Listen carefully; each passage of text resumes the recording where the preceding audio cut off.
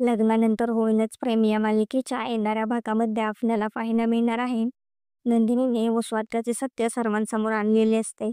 पण वसुहत्या आणि रम्या दोघी मिळून सर्वांसमोर नंदिनीला खोटं ठरवत असतात. रम्या नंदिनीला म्हणत असते, माझ्या आईवर खोटे आरोप नको करूस. रम्या नंदिनीकडे पुरावा मागत असते. ती म्हणत असते, 24 तासात पुरावे घेऊन ये, नाहीतर हे घर सोडून निघून जा.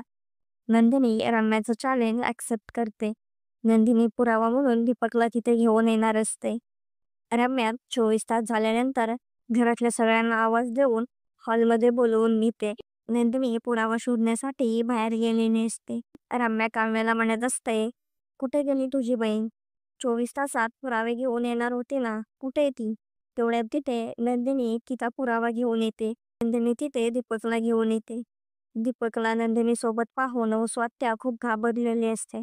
आता वसुहत्याचे भांडे फुटणार असते. नंदिनीने तिचे चॅलेंज पूर्ण केलेले असते.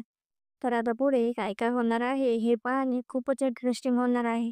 असेच नवनवीन अपडेट जाणून घेण्यासाठी आपल्या चॅनलला नक्की सबस्क्राईब करा.